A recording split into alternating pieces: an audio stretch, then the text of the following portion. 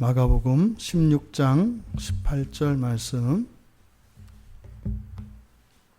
우리 같이 한 목소리로 신약성경 85쪽에 있습니다. 마가복음 16장 18절 우리 같이 읽겠습니다. 뱀을 집어올리며 무슨 독을 마실지라도 해를 받지 아니하며 병든 사람에게 손을 얹은즉 나으리라 하시더라. 아멘. 오늘은 앞에 상반절 뱀을 집어올리며 무슨 독을 마실지라도 해를 받지 아니하며 이 말씀으로 함께 은혜를 나누겠습니다. 설교의 제목을 세 번째 표적이라고 정했습니다. 우리가 주님께서 제자들에게 믿는 자들에게는 이렇게 말씀하셨어요. 믿는 자들에게는 이런 표적이 따를 것이다. 이것은 진짜 신자냐 아니냐 그것을 구분하는 어떤 기준을 삼으라고 주신 말씀이 아니지요. 제자들에게 이 다음에 너희들이 복음을 전하고 말씀을 가르치고 이제 제자들을 삼게 될 텐데 그들에게 이런 표적들이 나타나지 않으면 참된 믿음을 가진 자들이 아니다. 이런 표적들이 나타나는 사람들이야말로 믿는 자들이다. 이런 목적으로 하신 말씀이 아니지요. 사실은 약속의 말씀입니다. 그러니까 지금 믿는 자들에게 이런 표적이 나타날 것이다 하는 것은 1차적으로는 현재의 삶 속에서 이런 표적이 나타납니다. 그런데 예수님께서 하신 말씀은 단지 이 세상을 살아가는 동안 일어날 일만을 말씀하신 것이 아니라 종말에 그 영원한 하나님 나라에서 완성될 그리스도인들, 예수 그리스도를 믿는 자들이 어떠한 존재인가 하는 것을 또한 가르쳐주는 그런 의미가 있습니다. 그래서 성경의 말씀은 1차적으로 우리는 예수 그리스도 안에 있는 이들은 약속의 말씀으로 받아야 합니다. 그러니까요, 예수님께서 이 약속의 말씀을 이렇게 우리에게 전하실 때, 제자에게 전하실 때 그 약속은 성취되어질 수도 있고 성취되지 않을 수도 있는 게 아니죠. 이미 그것은 성취된 것입니다. 믿는 자들은 이것을 반드시 보게 될 것이다. 믿는 자들에게는 이런 일이 반드시 일어날 것이다. 왜요? 그리스도께서 하실 것이기 때문에 그렇습니다. 내가 이 일을 할 것이기 때문에 이렇다. 이렇게 약속으로 주신 말씀이다 라고 하는 것, 이것을 우리가 염두에 두어야 합니다. 그렇다면요, 예수님이 이 말씀할 때 어떤 표정이었을 것 같으세요? 이렇게 준엄한 목소리로 똑바로 해 이렇게 해서 그런 걸까요? 이것은 마치 사랑하는 자녀들에게 선물을 주는 부모님들의 얼굴에 나타나는 그런 표정이었을 거예요. 왜요? 이 약속의 말씀이 성취되어지기 전까지는 많은 시행착오들과 불순종과 많은 일들이 있을 거예요.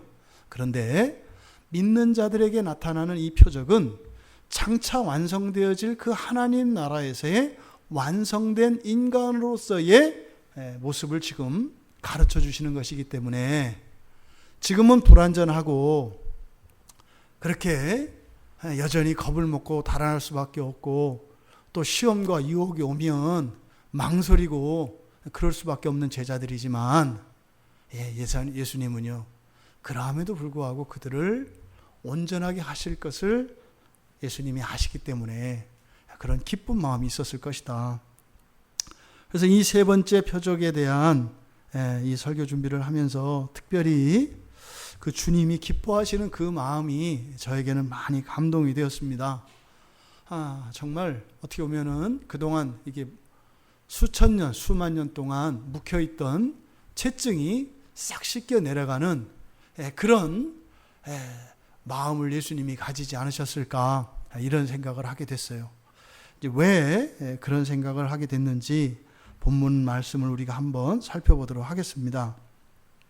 세 번째 표적은 뱀을 집어올리며 무슨 독을 마실지라도 해를 받지 않을 것이다. 이렇게 되어 있습니다.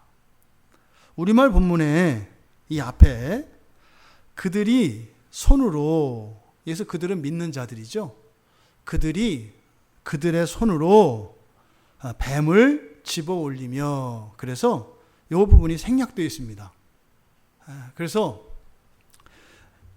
이렇게 그들이 손으로 뱀을 집어올린다 할 때 손으로라고 하는 이 말이 우리말 성경에 생략된 이유는 성경의 사본 가운데 비잔틴 사본이라는 게 있습니다. 그래서 그 비잔틴 사본에는 이 부분을 생략하고 있기 때문에, 그래서 여기에서는 비잔틴 사본을 따랐기 때문에 생략한 것입니다. 그런데 헬라어의 또 다른 성경의 사본에는 우리가 정경으로 채택하고 있는 사본입니다. 똑같이 거기에는 그들의 손으로, 그들의 손으로라고 하는 말이 강조되어 있습니다. 이것을 생략하면 안 되는 이유가 굉장히 중요한 의미이기 때문에 그래요. 왜냐하면 18절 하반절에 뒤에 나오는 네 번째 표적, 네 번째 표적이 병든 사람에게 손을 얹은 즉 나으리라 하는 것이거든요. 이 세 번째 표적과 네 번째 표적은 다 뭐에 관한 거예요? 손에 관한 거다 이 말이에요. 손과 관련되어진 것이기 때문에 이것을 생략해서는 안 된다. 그래서 본문 전체의 흐름에서도 빼면 안 됩니다. 그리고 헬라어 원문에서 이 앞에 바로 그들의 손으로라고 하는 이 말씀이 맨 앞에 와 있어요. 굉장히 강조가 되어 있다 이 말입니다. 그러니까 특별한 의미를 가지고 있는 말씀이기 때문에 생략하면 안 된다.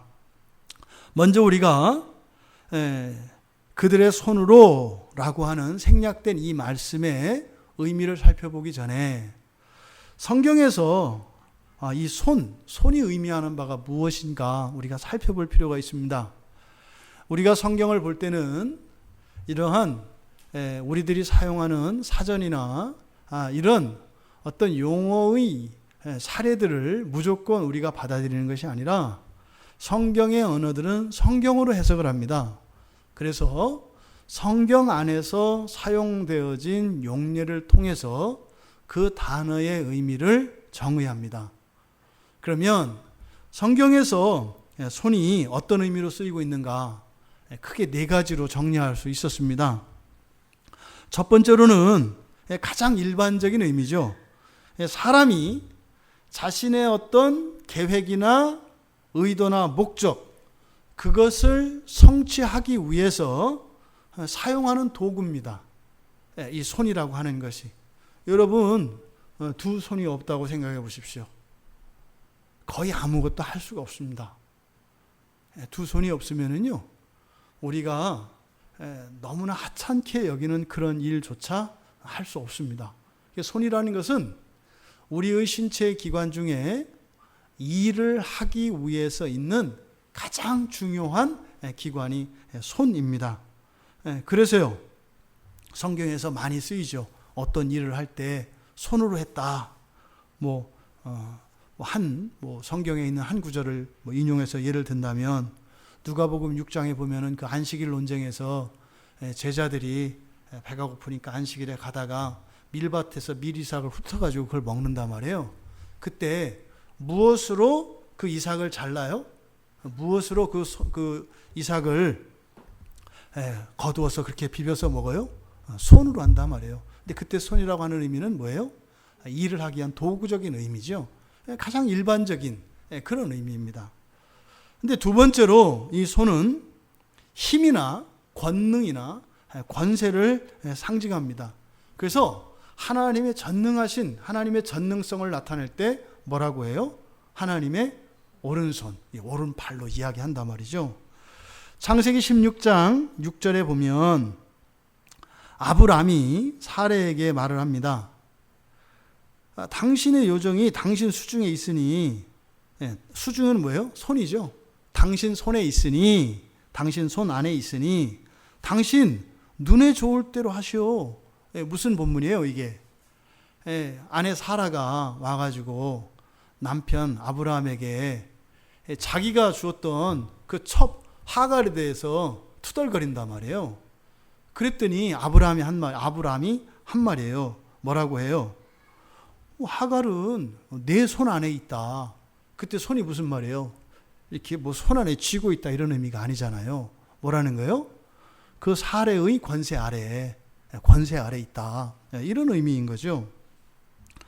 또 창세기 39장에 보면 요셉이 보디발의 아내에게 유혹당하는 그런 기사가 나와요. 39장 12절에 이렇게 되어 있습니다. 그 여인이 그의 옷을 잡고 이르되 나와 동침하자. 그러나 요셉이 자기 옷을 그 여인의 손에 버려두고, 요셉이 자신을 그 여인의 손에 둔 것이 아니라 자신의 무엇을 그 여인의 손에 두었다고요? 옷을 뒀다는 거예요. 옷은 뭘 의미해요? 신분을 상징합니다. 그러니까요, 자기가 가지고 있는 신분과 권세와 기득권 모든 것을 어떻게 해요? 그냥 그 여자 손에 줘버렸다 이 말이에요. 버렸다 이 말이죠. 그러니까 이 손이라고 하는 것은 이와 같이 권세나 권능, 이런 힘을 의미합니다.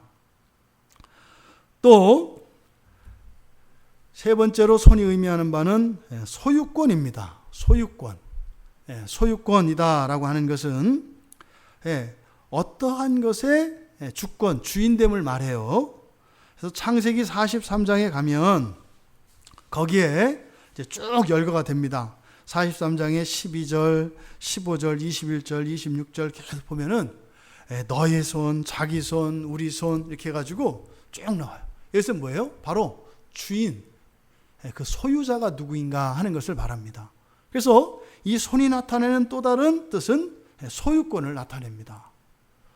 그 다음 네 번째로는 일이나 또는 행실을 나타냅니다. 이 손이 가지고 있는 의미가 일이나 행실을 나타내요. 가장 이 손을 사람의 행실로 그리고 사람의 일로 가장 많이 사용되어진 성경이 욥기입니다. 욥기에서는 거의 이 손이라고 하는 단어를 그 사람의 행실을 손으로 나타냅니다. 그래서 욥기 9장 30절, 11장 14절, 16장 17절, 21장 16절, 22장 30절, 31장 7절, 이것을 열거해 드린 것은 여러분들이 나중에 성경으로 직접 한번 확인해 보시라는 거예요. 그 중에 두 가지만 9장 30절 그리고 11장 14절 말씀을 제가 읽어드리겠습니다. 욥기 9장 30절에 보면 이렇게 되어 있어요. 내가 눈 녹은 물로 몸을 씻고 잿물로 손을 깨끗게 할지라도, 회개에 대한 부분이에요. 그런데 잿물로 무엇을 씻는다고 해요? 손을 씻는다고 해요. 손을 씻는다고 하는 의미가 어떤 의미겠어요? 내 손으로 한 모든 일들을 말하는 거죠. 그리고 욥기 11장 14절에도 내 손에 죄악이 있거든 멀리 버리라 이렇게 얘기해요. 내 손에 죄악이 있거든 멀리 버리라. 그러니까요, 내 손에 무엇을 들고 있다고 하는 의미가 아니라 내가 하고 있는 일이 죄된 일이 있거든 당장 그만둬라 이 말인 거죠. 그래서 앞서 불러드렸던 그런 구절들에서 이 손이 행실이나 일이라고 하는 의미를 가집니다. 또 신약 성경에서도 마태복음 15장 19절과 20절, 그리고 요거는 이제 마가복음 7장 5절은 평행 본문인데요. 여기는 한번 같이 찾아보겠습니다. 마가복음 7장 가보시면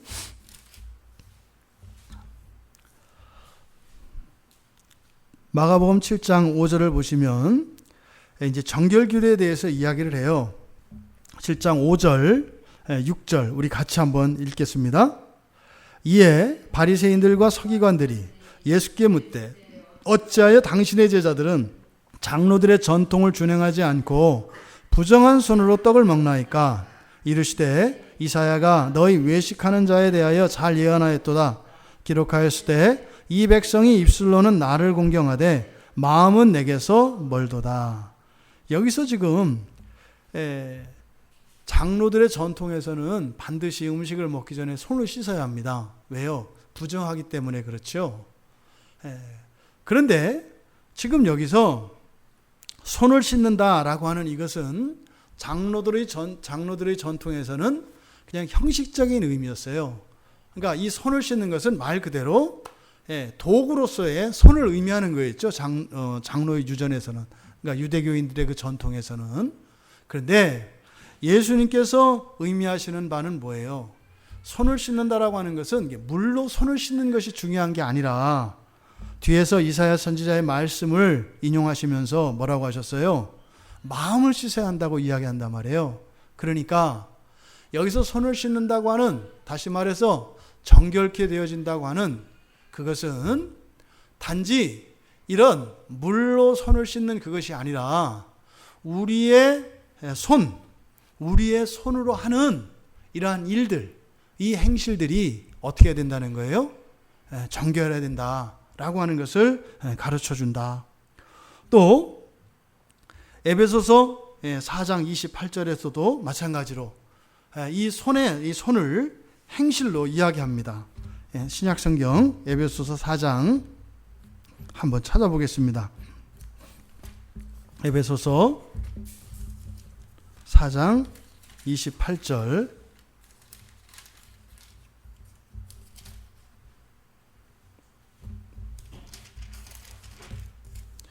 (4장 28절) 같이 읽겠습니다.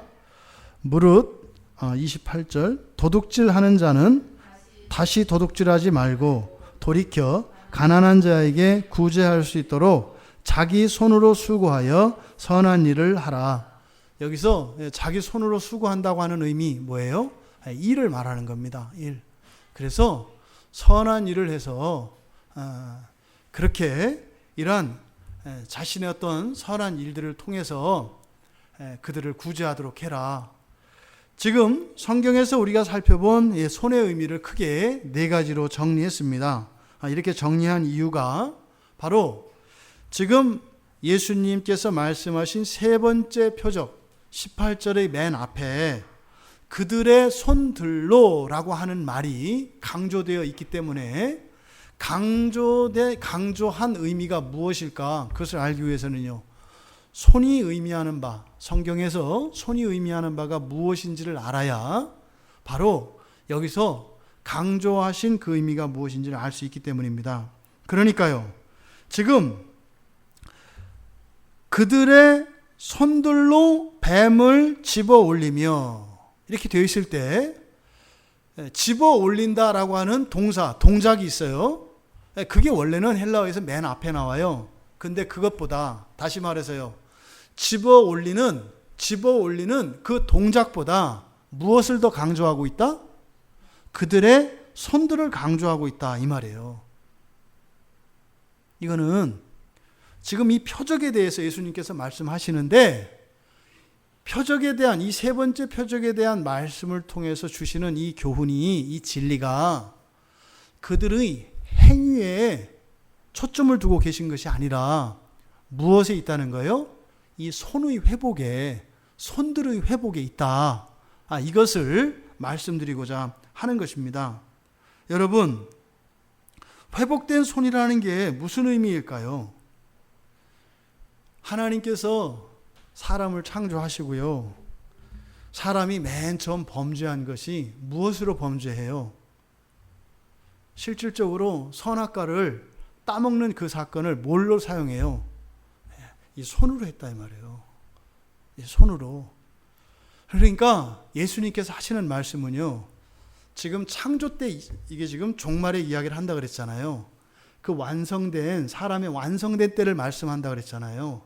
그러니까요, 맨 처음 에덴 동산에서 사람이 범죄했던 그 일을요, 하나님은 단 한 번도 잊은 적이 없으세요. 단 한순간도 잊지 않으세요. 지금 종말에 대한 이야기를 하는데 그 뱀을 집어 올리는 그것 말고, 그것보다 예수님의 마음은 어디에 더 가 있다고요? 이 더럽혀진 손,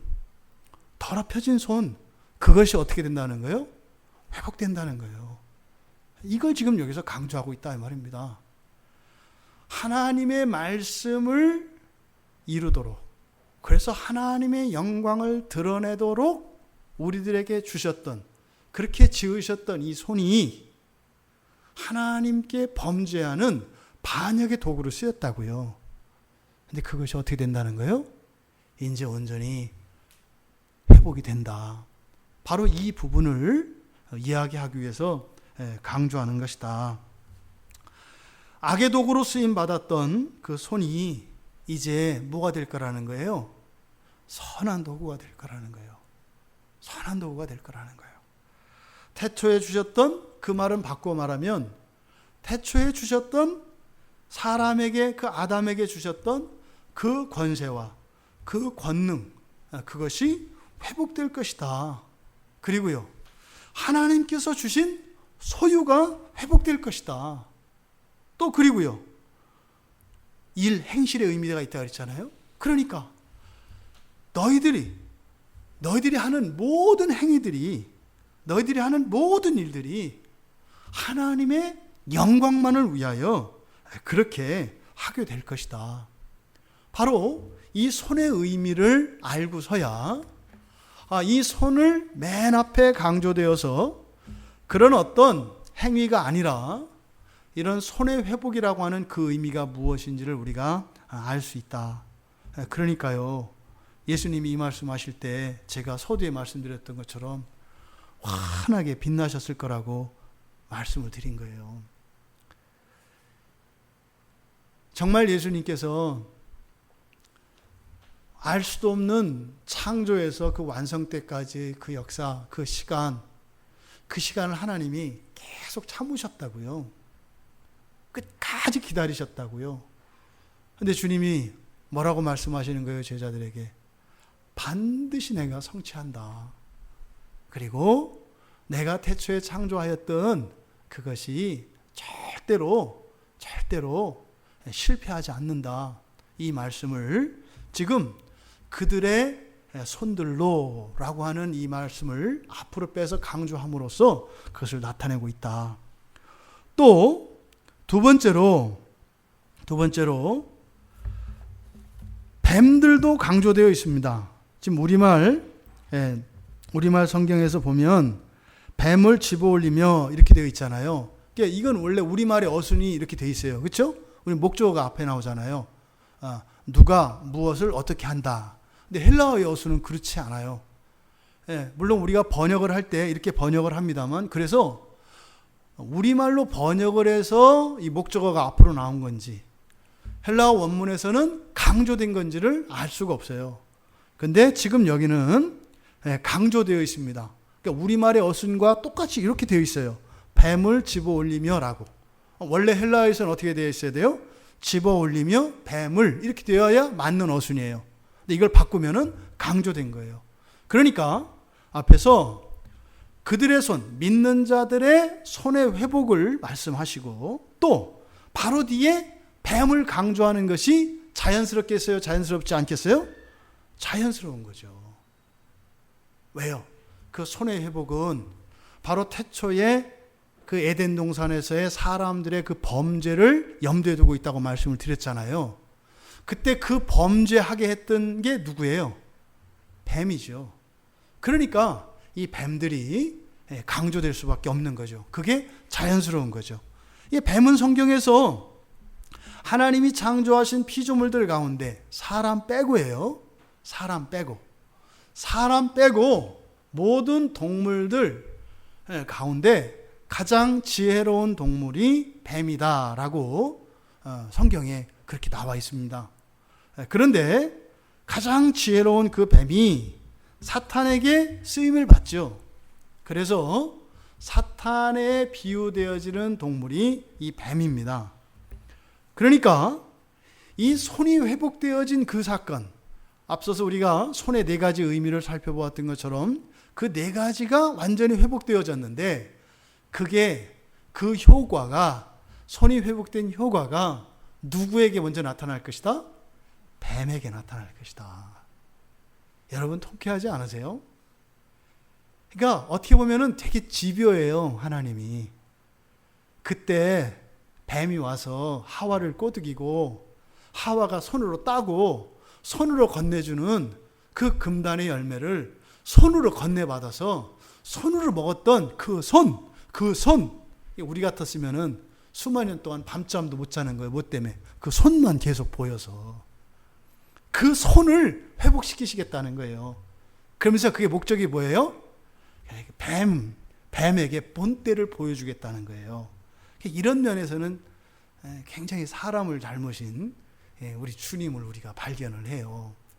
그러니까 이 손해 회복의 효과가 뱀에게 나타날 거다. 그러니까 이건 사실은요, 알 수 없는 그 역사 속에서 사실은 예수님이 학수고대했던 사건이에요. 왜요? 능력으로는 얼마든지 하실 수 있었잖아요. 그죠?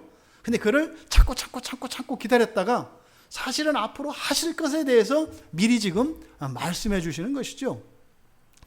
여러분, 뱀이 하나님께서 그토록 사랑하셨던 그 사람을 속여서 하나님이 주신 그 손으로 범죄하게 했어요. 근데 그때 하나님이 즉각 뱀을 두동강 내버리고 사단을 지옥불에 던져버리시고 또 그렇게 한 아담의 손, 하와의 손, 오른손을 딱 잘라버리시는 것이 아니었다고요. 어떻게 하셨어요? 참으셨어요. 참으셨다고요. 왜요? 바로 이것 때문인 거예요. 바로 이것 때문인 거예요. 여러분, 창조의 섭리에서 첫 창조에서는 존재론적으로 천사와 사람 가운데 누가 우월하다고요? 천사가 우월하다고요. 그래서요, 천사보다 조금 못한 존재라고 이야기한단 말이에요, 사람을. 그런데 지금 여기서 의미하는 뱀은 그냥 뭐예요? 인도 마술사처럼 코브라 이렇게 피리 부숴서 세놓고 손으로 잡고, 땅꾼들이 막 독사를 손으로 잡고, 그리스도인들은 막 잡아도 돼. 이 얘기하는 게 아니죠. 여기서 뱀은 바로 마귀, 사탄을 의미한다 이 말이에요.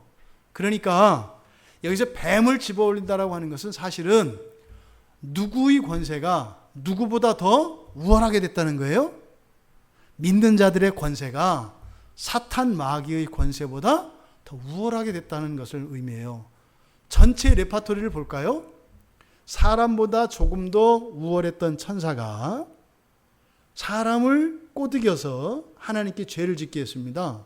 근데 하나님이 즉각적으로 죽이시거나 심판하지 않으시고 참아 기다리셨어요. 그래서 하나님께서 회복시키고 나니까 어떻게 돼요? 역전이 된다 이 말이에요. 말이 안 되는 거죠. 아니, 만만한 상대라서 그걸 통해서 하나님께 대적하려고 했던 사탄이 그 사건으로 인해서 오히려 어떻게 해요? 역전된다 이 말이에요. 나보다 존재론적으로 못했던 그 사람이 내가 죄짓게 유혹을 해서 범죄를 하게 했는데 그 사건을 하나님이 이용하셔서 어떻게 한다는 거예요? 그 마귀보다, 그 천사보다 더 우월한 존재로 하나님이 만드신다는 거예요. 바로 지금 요 내용입니다.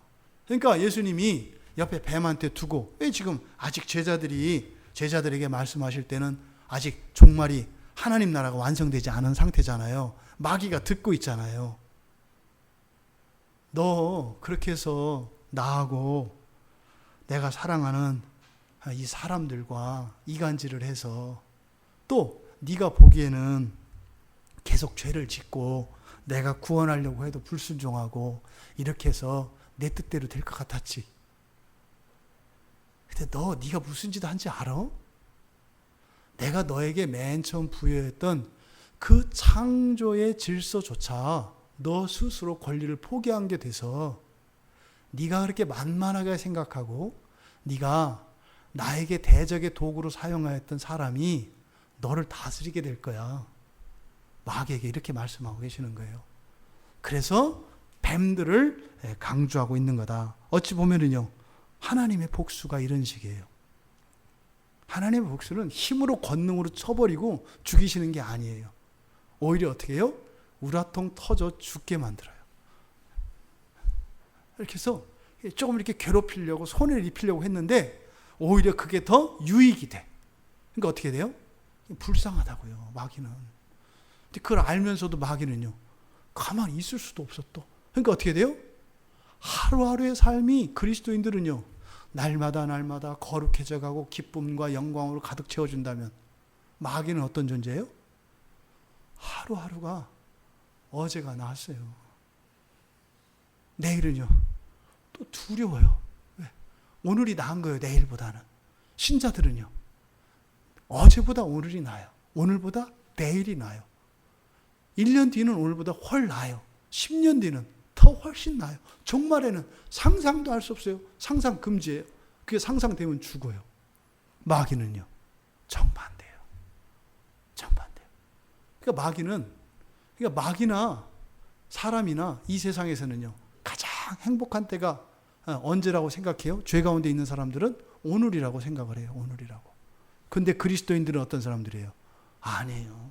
오늘이 가장 과거에서 비춰보면 가장 행복한 날이지만 앞으로 우리가 살아갈 미래에서는요, 가장 덜 행복한 날이라고요. 마귀는요, 가장 행복한 날이에요. 그러니 가장 행복한 그날이 그리스도인들에게는 가장 덜 행복한 날인 우리를 시샘하고 시기하지 않을 수가 있겠냐 이 말이에요. 지금 하나님의 복수가 얼마나 통쾌하게 일어나는가 보십시오. 여러분들의 복수가 이렇게 되기를 바라요. 원수를 악으로 이기는 것이 아니라 사랑으로 이기는 것이 바로 하나님의 복수 방법이에요. 하나님의 복수의 방법이에요. 나는 죽이고자 하였지만 나를 살리는 그 사랑으로 오히려 원수를 부끄럽게 하는 이 사랑의 방식이 하나님의 복수의 방식이다. 그것을 우리가 알게 하십니다. 그러니까 그들의 손으로 뱀들을 집어 올릴 것이다 라고 하는 이 말씀은 단지 실생활에서 일어나는 그런 이야기가 아니다. 뭐예요? 이거는 영적 전쟁에 대한 언급인 거예요. 영적 전쟁은. 그리고요, 첫 창조와 재창조의 신비에 대한 말씀이에요. 처음 창조한 사람과 재창조된 사람이 존재론적으로 어떻게 달라졌는가 하는 것을 가르쳐주는 그런 중요한 말씀이에요. 요한계시록 12장 9절에 보면 이렇게 되어 있습니다. 큰 용이 내쫓기니 옛 뱀, 곧 마귀라고도 하고 사탄이라고도 하며 온 천하를 꿰는 자라. 그가 땅으로 내쫓기니 그의 사자들도 그와 함께 내쫓기니라. 이 요한복음 12장 9절의 이 말씀, 요한계시록 12장 9절 말씀은요, 많은 신자들이 궁금해하고 답을 얻고자 하는 질문이 있어요. 그게 뭐예요? 원죄에 대한 부분인데 왜 마귀가 유혹을 했는가 이 부분이에요. 왜 마귀가? 왜 뱀이 갑자기 와가지고 잘 지내는 하와를 꼬드겨가지고 왜 그렇게 범죄하게 만들었는가? 그럼 그 뱀은 도대체 어디서 왔는가? 근데 사실은 성경은 어떻게 한다고요? 침묵해요. 그거에 대해서는 얘기 안 해요. 창세기에서. 근데 계시록 12장 9절에서 가르쳐주는 이 말씀은 바로 그 질문에 대한 답을 얻을 수 있는 힌트를 제공합니다. 근데 그때 그 뱀이 어디서 왔다고 얘기하는 거예요? 하늘에서 왔다는 거예요. 그러니까 우리는 몰라요. 하늘에서 그 영적 세계에서 그 천사들의 세계에서 어쨌든 반란이 일어났어요. 왜 일어났는지에 대해서는 모르겠어요. 반란이 일어났어요. 그때 반란을 일으킨 게 누구예요? 사탄이에요. 근데 그 사탄이 어떻게 됐다고요? 거기서 쫓겨나서 땅으로 왔다고요. 와서 한 일이 뭐예요? 하나님이 사랑하시는 그 사람을 타락시켜서 사람으로 하여금 쫓겨난 자기의 명예와 그 세력을 이 땅에서 다시 자신의 나라를 이루어 왕국을 세우려고 했던 거예요. 그래서 사람을 유혹하고 죄를 짓게 했던 겁니다. 그런데 결국에는 그 뱀이 지상으로 쫓겨나서 사람을 이용해 하나님을 대적하게 했습니다만, 그렇게 해서 이 세상을 하나님께서 사람에게 주었던 이 세상 나라를 사탄이 차지하려고, 그래서 여기서 왕노릇 하려고 그렇게 계획을 세웠지만, 결국 그 사람의 범죄 사건을 통해서 하나님께서는 오히려 처음 창조된 인간의 몸은 어떤 몸이에요? 불멸의 몸이에요? 필멸의 몸이에요? 필멸의 몸입니다. 필멸의 몸이에요. 첫 창조된 아담은 멸망할 수밖에 없는 몸이에요. 그런데 다만 하나님의 말씀을 지키고 선악을 알게 하는 나무 열매를 먹지 않고 생명나무 열매를 먹으면 필멸의 몸이 필멸당하지 않고 영원히 살 수 있게 되었어요. 그런데 이 범죄 사건으로 인해서 필멸의 몸을 가진 사람이 어떤 존재로 바뀌어요? 불멸의 몸을 가진 사람으로 바뀐다 이 말이에요. 그러니까 사탄의 계획은 사람을 범죄하고 사람을 속여서 사람이 유산받은 이 세상을 자기가 뺏어서 자기 나라를 차지하려고 했습니다만 오히려 그 사건을 통해서 어떻게 돼요? 사람에게 마귀, 즉 천사죠. 천사의 불멸성이 오히려 사람에게 전가되는 역할을 했다 이 말이에요. 이해가 되시나요? 근데 아마 이 얘기는 평촌광야교회 교인들만 알아들을 가능성이 많아요. 이게 잘 못 알아들을 가능성이 많아요. 필멸의 몸은 뭐고 불멸의 몸은 뭐고, 이거는 여기서 지금 다 설명할 수는 없고, 여기서 말씀드린 것은 교리적으로, 조직신학적으로는 인간론에서 창조된 상태의 아담과 영화의 상태의 사람은 존재론적으로 영화된 상태의 사람이 훨씬 우월하다. 이것이 이제 우리가 조직신학에서 가리키는 우리 개혁신앙의 인간론이에요. 바로 그 부분을 아담보다 영화의 상태의 인간이 어떻게 우월하냐, 그것을 고린도전서 15장에서 뭐라고 이야기해요? 불멸의 몸이 필멸의 몸으로 바뀌었다. 또 그것을 뭐라고 해요? 사람의 신이 되었다. 이때 신은 천사적 존재를 말하는 거예요. 우리가 하나님, 그래서 어쨌든 사람이 이렇게 천사적 존재로 된다. 이제 그 얘기다. 요 얘기는 다 알아들을 수 있어요. 어쨌든 바로 이 뱀들을 강조하고 믿는 자들의 손들을 강조한 그 의미를 아시겠죠? 부디 예수님 마음속에 있었을 법한 그 개운함, 그 통쾌함, 그것이 저에게 있는 그것이 여러분들에게 온전히 전달되었기를 바랍니다. 그래서 여러분들이 이 세상을 살아갈 때 때로는 실족하고 넘어지고 불순종하고 죄를 짓지만 결국엔 그것들을 하나님이 사용하셔서 어떻게 하신다는 거예요? 존재론적으로 우리가 뛰어넘을 수 없었던 그런 초월적 존재로 그런 우리들의 불순종과 죄를 사용하신다는 거.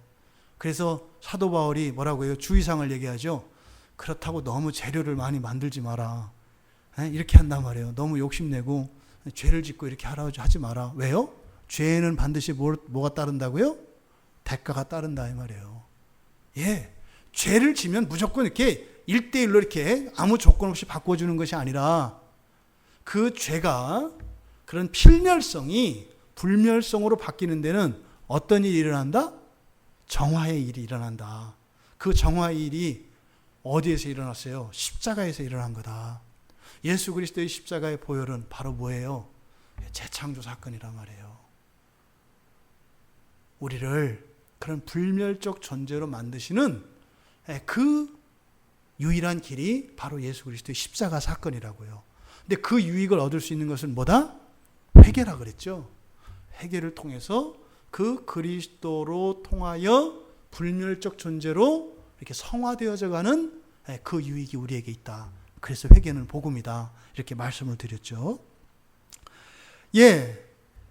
그들의 손들로 뱀들을, 이렇게 되어 있습니다. 뱀들을 어떻게 했다?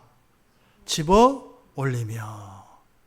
여기서 이 집어 올리다라고 하는 이 단어가 뒷받침해 주지 않았더라면 제가 앞에서 그들의 손들로 뱀들을 이렇게 강조됐는데 이렇게 강조한 게 이런 의미입니다. 저의 해석이에요. 이게 뭐 이게 창조 때 그 에덴 동산에서 손으로 범죄했고 그렇게 해서 손을 회복한다는 게 이런 의미고, 이거는 이제 제 개인적인 해석이에요. 물론 충분히 성경적으로 설교가 가능해요. 근데요, 이게 지지 기반은 약하죠. 왜냐하면 그렇게 얘기하신 분이 없었기 때문에. 근데 앞에서 이 강조를 왜 이걸 강조했을까? 그래서 이 성경에서 손이 사용되어진 이 개념들을 살펴보니까 이런 의미이겠는 거예요. 그리고 나서 바로 뒤에서 뱀들을 강조하는 거 보니까 예수님이 바로 이 손의 회복이라고 하는 것은 뱀한테 본때를 보이시려고 하는 거구나, 이해가 되는 거예요. 그러니까요, 예수님의 마음이 확 와닿더라니까요. 이 말씀 하셨을 때 특별히 웃었겠다, 이런 마음이, 이런 은혜가 있더라고요. 그런데 이제 제 한편으로는 이게 좀 자의적인 해석이 아닌가, 그럴듯하긴 한데, 성경 얘기라서 이렇게 껴맞추니까 말은 되긴 되는데, 이게 좀 이렇게 신학적으로 좀 누가 유명한 신학자가 이렇게 해석을 했거나 칼빈만 해줬다면 이건 따놓은 당상인데, 근데 이렇게 한 분은 없어서 이게 조금 조심스러운 부분이 뭐 잘못된 건 없으니까 좀 약하다, 이런 생각을 했단 말이죠. 근데 이제 그 다음 단어, 여기에 나온 집어 올리며, 집어 올린다라고 하는 이 단어를 성경에서 찾아가면서 맞지, 이렇게 확신하게 된 거예요. 얼마나 좋았겠어요. 그냥 이건 내 상상력이 아니라, 껴맞추는 게 아니라 맞구나. 그래서 여기서 집어 올린다라고 하는 이 단어가 그걸 딱 확증해 주는 거예요. 얼마나 통쾌하던지요. 여기서 집어 올린다라고 하는 이 단어는 헬라어로 아이로라고 하는 단어예요. 아이로는 이렇게 집어 올린다. 애기들을 이렇게 번쩍 들어 앉잖아요. 이런 걸 아이로라고 해요. 밑에 있던 가방을 집어 드는 거, 이런 거를 아이로라고 합니다. 땅에서 물건을 집어 올리거나 위쪽으로 올리는 것을 아이로라고 하는 말이 가지고 있는 사전적인 의미예요. 그런데 있잖아요, 여러분. 예수님이나 사도들이나 그들이 보았던 구약 성경은 히브리어 구약 성경이 아니라 어떤 구약 성경을 봤다고요? 헬라어로 된 구약 성경을 봤다고요. 그걸 뭐라고 한다? 70인역이라 한다 그랬어요. 그래서 신약 성경에서 인용되는 구약 성경이 실제 히브리 본문을 보면 달라요. 신약 성경에서 인용한 구약 말씀과 히브리 성경 원문을 대조해 보면은 다르게 나온다고요. 왜 그런 일이 일어나냐면 바로 헬라어로 번역된 70인역본을 인용하기 때문에 그래요. 예수님도 70인역을 인용하세요. 사도 바울도 70인역을 인용하세요. 그러니까 70인역은 헬라어로 쓰여졌다 그랬잖아요. 그러니까 히브리 단어가 의미하는 바를 헬라어로 바꾸어서 번역을 해요.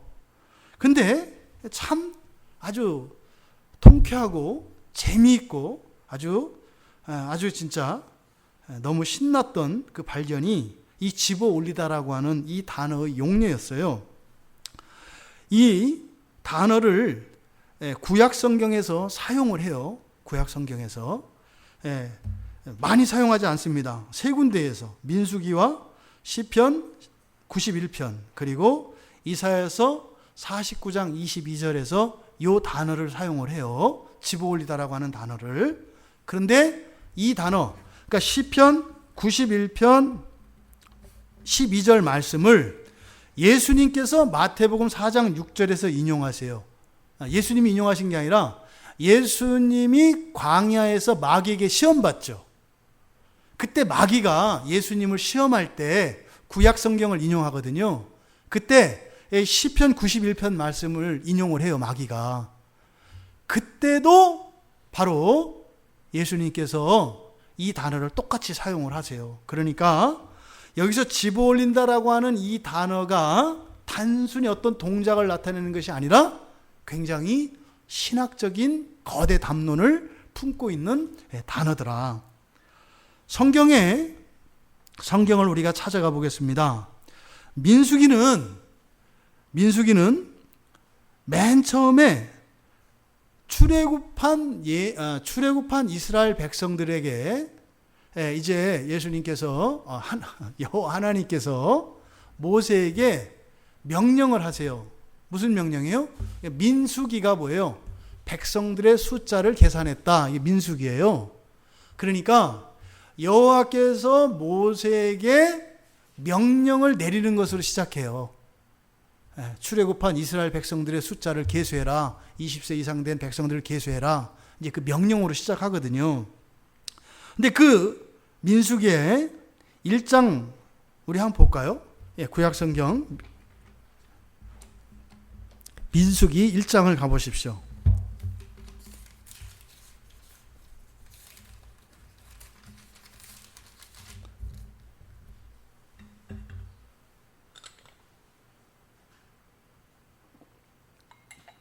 민수기 1장 1절에 보니까 뭐라고 되어 있어요? 이스라엘 자손이 애굽 땅에서 나온 후 둘째 해 둘째 달 첫째 날에 여호와께서 시내 광야 회막에서 모세에게 말씀하여 이르시되, 이렇게 되어 있어요. 무슨 말씀하신 거예요? 이스라엘 백성들의 숫자를 지파별로 세라는 거예요. 그런데 밑으로 이제 쭉 내려가 보시면 49절에 가보세요. 그래서 이제 지파들을 쭉 이야기를 합니다. 그리고 나서 이제 47절에 가면 47절에 뭐라고 돼 있어요? 그러나 레위인은 그들의 조상의 지파대로 그 계수에 들지 아니하였으니 이는 여호와께서 모세에게 말씀하여 이르시되, 49절 같이 읽습니다. 너는 레위 지파만은 계수하지 말며 그들을 이스라엘 자손 계수 중에 넣지 말고. 왜 그런지 아시죠? 레위 지파는 이스라엘 백성이지만 사실은 이스라엘 백성들과 구별됩니다. 이스라엘 백성들은 하나님의 소유된 백성입니다. 그 가운데에서도 특별히 레위 지파는요, 하나님의 것이지요. 왜요? 왜 레위 지파는 특별히 하나님의 것이죠? 출애굽할 당시에 장자들이 다 죽잖아요. 장자들이 다 죽는데 이스라엘 백성들의 장자들은 안 죽지요. 사실은요, 하나님은 공평하세요. 공의로우세요. 그러면 죄로 인해서 심판하시면 어떻게 돼요? 다 죽어야 돼요. 그러니까 레위 지파가 상징하는 의미는 사실은 뭐예요? 죽었다 살아난 사람들이에요. 레위 지파는 어차피 죽은 목숨이잖아요. 그러니까 이스라엘 백성들은 죽었다가 살아났어요. 누가? 장자들이 다. 그러니까 이스라엘 백성들 가운데 그때 당시에 살아난, 죽음을 보지 않은, 그러니까 죽어야 되는데 죽지 않았던 그 장자들은 다 누구라고요? 죽었다 살아난 자들이에요. 부활을 상징해요.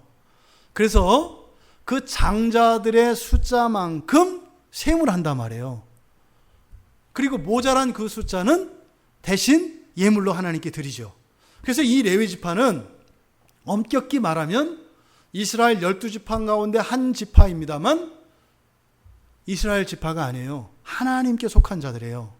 그래서 이 레위 지파에 대해서는 계수하지 말라고 하셨고, 이 레위 지파가 하는 일을 50절에서 이야기합니다. 뭐라고 해요? 50절 같이 읽습니다.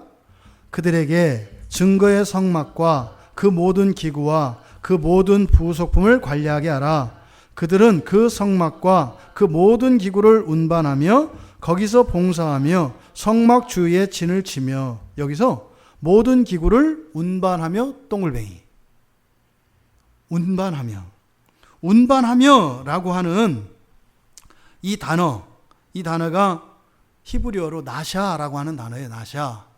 그런데 이게 민수기에 계수한다라고 하는, 계수하다라고 하는 의미로도 번역되어지는 단어예요.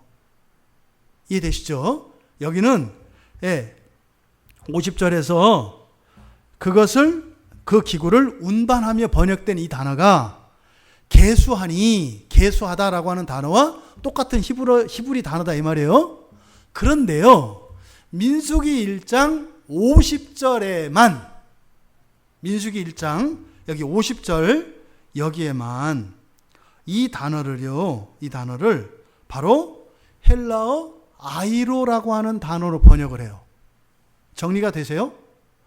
히브리 성경을 헬라어로 번역한 70인 성경에서 이렇게 단어를 번역할 때 원래 이 나샤라고 하는 단어를 다른 단어로 번역한단 말이에요. 그런데 여기 민수기 1장 50절에만 이 나샤라고 하는 단어를 바로 아이로라고 하는 단어로 헬라어로 번역한다 이 말이에요. 그러니까 이 집어 올리다라고 하는 단어는 그러니까 특별한 단어다 이 말이에요.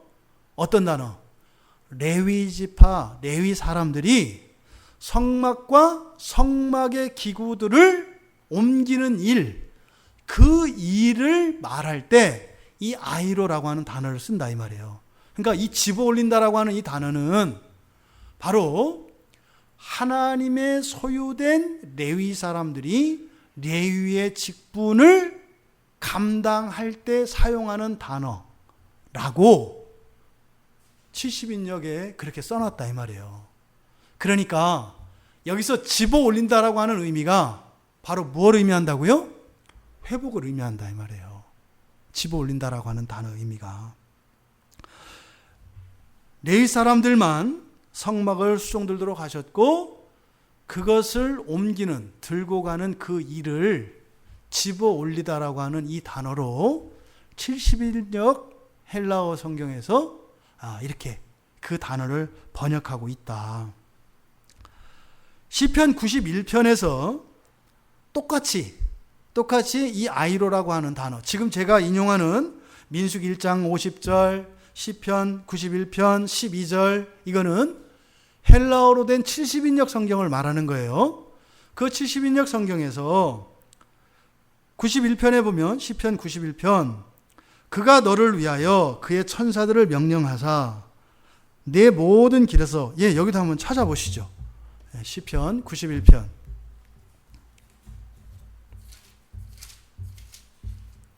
시편 91편 11절에서부터 13절까지 읽겠습니다. 시편 91편 11절부터 13절까지 우리 같이 읽겠습니다. 그가 너를 위하여 그의 천사들을 명령하사 네 모든 길에서 너를 지키게 하심이라. 그들이 그들의 손으로 너를 붙들어 발이 돌에 부딪히지 않게 하리로다. 네가 사자와 독사를 밟으며 젊은 사자와 뱀을 발로 누르리로다. 12절에 그들이 그들의 손으로 너를 어떻게 해요? 붙들어.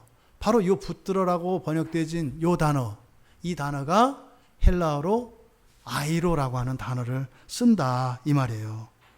그러니까 여기서 집어 올린다라고 하는 의미는 뭐예요?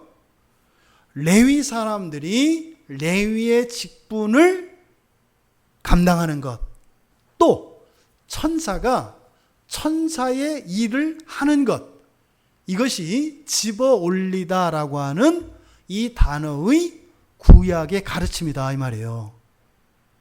제가 드린 말씀이 설명이 되죠? 이해되시죠? 그래서 지금 앞에서 설명한 그들의 손들로, 그리고 뱀들이라고 하는 이런 강조의 의미가 회복을 의미하는 것입니다.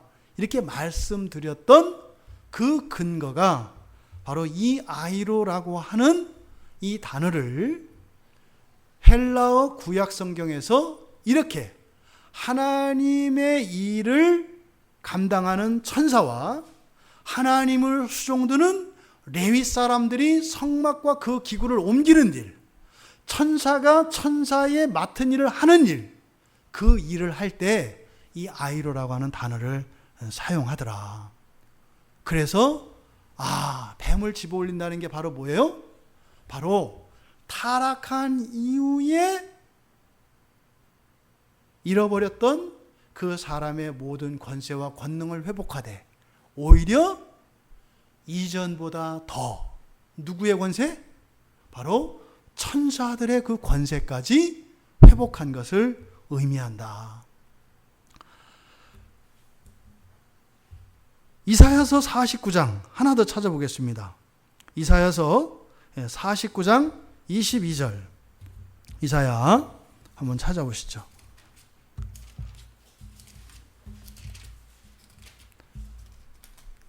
구약성경 1028쪽에 있습니다. 제 성경책은. 이사야서 49장 22절 같이 읽을까요? 주 여호와가 이같이 이르노라. 내가 문나라를 향하여 나의 손을 들고 민족들을 향하여 나의 기치를 세울 것이라. 그들이 네 아들들을 품에 안고 네 딸들을 어깨에 메고 올 것이며. 뭘 것 같으세요? 그래서는 메고 온다라는 거예요. 메고 온다. 메고 온다. 그래서 메고 온다라고 하는 이 단어를 70인역에서는 아이로 집어 올리다라고 하는 그 단어. 그러니까 뭐예요? 아이를 마치 들어 올려서 어디다가요? 어깨에다가 앉혀서 오는 모습을 그리고 있는 거예요. 이와 같이 구약 성경에서 사용되어진 70인역, 구약 성경에서 사용되어진 이 아이로라고 하는 단어는 매우 특별한 용도로, 특별한 때만 사용한 단어입니다. 그러니까 지금 예수님께서 세 번째 표적으로 뱀들을 집어 올린다라고 할 때 이 집어 올린다라고 하는 의미는 전체적으로는 어떤 의미를 말한다? 회복을 말한다. 회복을 말한다. 일의 회복, 권세와 권능의 회복, 소유의 회복, 온전한 도구의 쓰임의 회복을 의미한다. 바로 이것이 이 아이로라고 하는 구약에서 사용된 용례들을 통해서 이것이 아주 탄탄하게 지지하고 있다라는 것을 말씀을 드렸습니다. 이것을 완전히 확정시켜 주신 것이 예수님이세요. 앞서 말씀드렸던 것처럼 마태복음 4장 6절에서 예수님께서 광야에서 그 마귀에게 시험을 받을 때 마귀가 시편 91편 12절 말씀을 인용을 해요. 그때 예수님이 뭐라고 대답하세요? 주 너의 하나님을 시험하지 마라. 이렇게 해요. 주 너의 하나님을 시험하지 마라. 그러니까 광야에서 마귀한테 했던 말씀은 어떤 말씀이에요?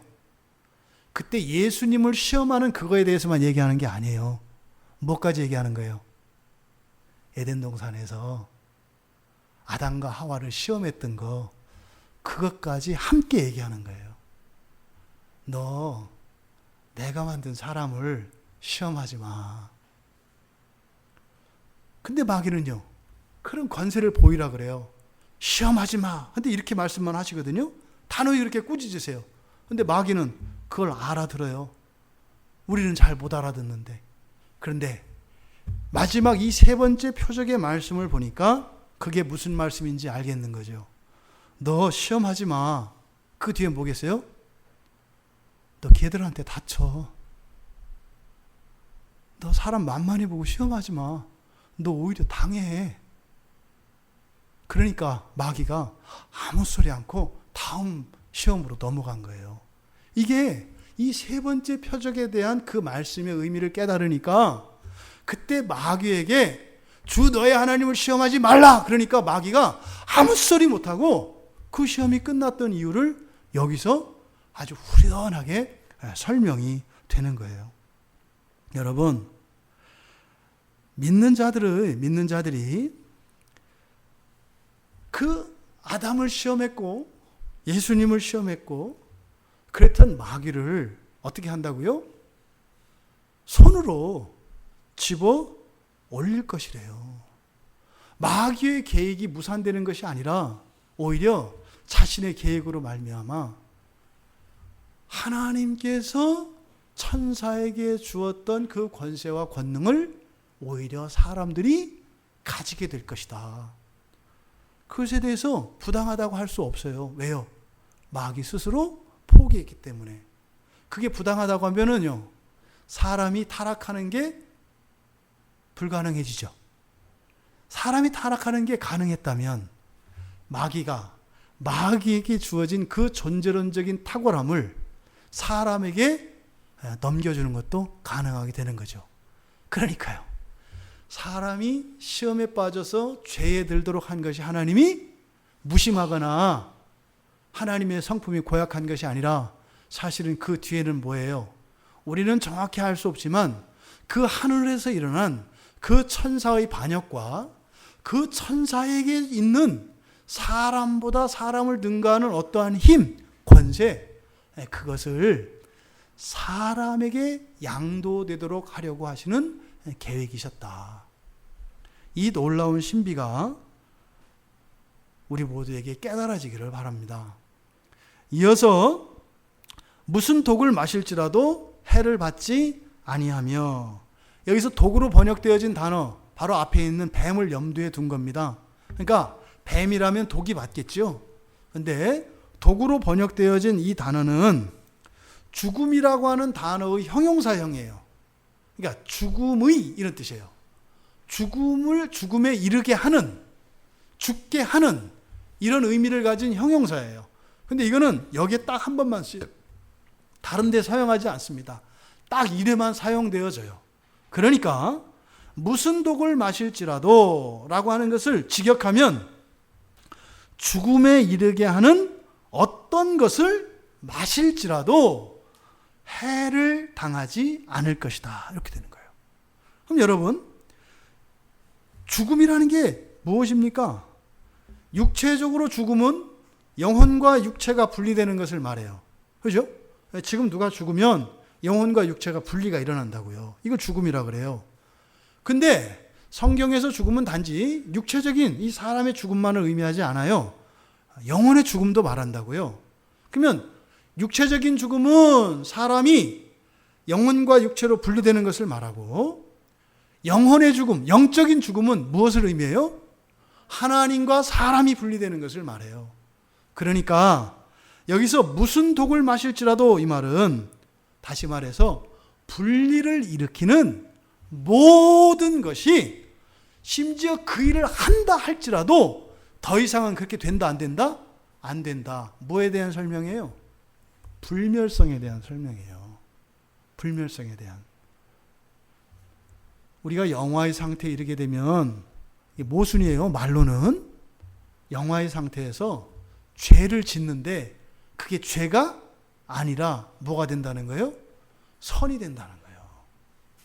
지금 그 불멸의 상태가 무엇인지를 예수님께서 믿는 자들이 죽음에 이르게 하는 어떤 것을 마실지라도 해를 당하지 않을 것이다.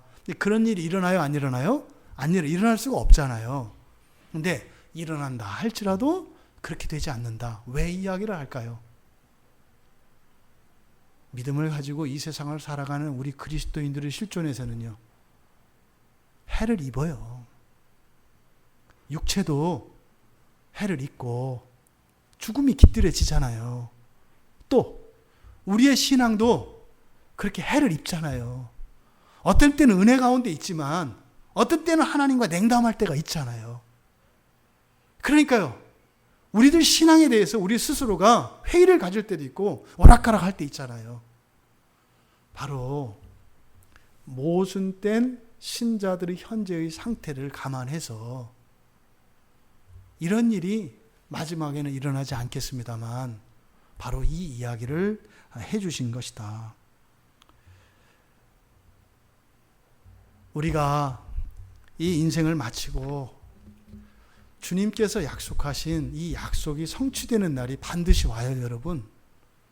불멸의 몸을 입고 완전히 고민하지 않는, 고민할 필요가 없는 그때가 우리에게 약속되었다고 예수님께서 말씀하시는 거예요. 여러분, 그 말씀에 대한 믿음이 우리들을 범죄하게 하거나 죄 가운데 있는 것에 안도하게 하는 일이 되어서는 안 되지요. 끝까지 죄와 타협하지 않고 신앙을 버리지 않고 살려고 할 때 우리가 겪을 수밖에 없는 불편과 갈등과 그런 고민, 회의, 의심, 이러한 가운데에서 우리들로 하여금 우리의 믿음을 배신하지 않고 포기하지 않고 끝까지 붙들 수 있도록 주신 약속의 말씀입니다. 이것을 신학적으로 죄를 지을 수 없는 상태라고 해요. 그것을 존재론적으로는요, 불멸의 상태라고 해요.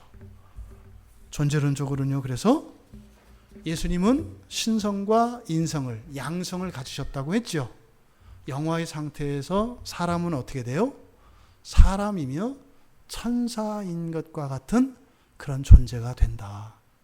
바로 이 세 번째 약속의 말씀이 애매하고 흐릿한 것 같은 우리들의 신앙으로 인해서 그 뜨뜻미지근한 이것도 아니고 저것도 아닌 그런 신앙을 위해서 인생을 살아야 하는지 인생을 위해서 신앙을 가져야 하는지 아직도 결단하지 못하고 있는 우리들에게 확정할 수 있는 계기가 되길 바랍니다.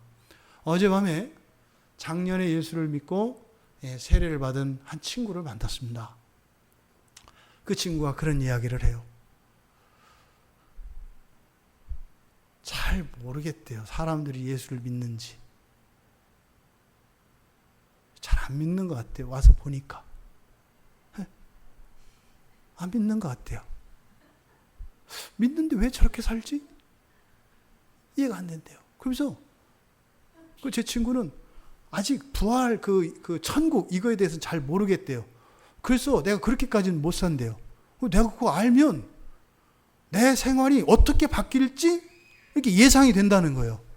천국을 믿고 부활을 믿는다면 내가 그러면 이렇게 살겠다 이게 예상이 된다는 거예요. 근데 사람들은 그걸 믿는다고 하는데 믿는 사람 같지 않대요. 되게 정직하다고 이야기를 했어요. 진짜예요. 믿지 못하기 때문에 그래요. 근데 그런 믿음은요, 막 연구해서 그런 것이 아니에요. 예수님이, 그러니까 이 복음서에서 특별히 주셨던, 더 나아가 구약에서 하나님이 주셨던 모든 말씀들이 나에게 주신 약속의 말씀이라는 것을 알지 못하기 때문에 우리가 그런 시행착오를 겪고 있는 거예요. 오늘 새벽에 그 시간의 왜곡에 대해서 말씀을 드렸잖아요. 왜 하나님의 말씀이 나에게 주신 약속이냐? 바로 그 부분을 설명하는 본문이었다. 이렇게 말씀을 드렸잖아요. 오늘 예수님께서 주신 이 세 번째 표적을 통해서 예수님이 가졌을 그 후련함, 그 통쾌함, 그리고 우리들의 인생과 우리들의 신앙에 대한 그 흐릿함, 애매모호함, 이것들이 싹 벗겨지고 예수님의 통쾌함과 시원함으로 여러분들의 삶 속에 하나님의 은혜가 임하기를 주님의 이름으로 축원합니다.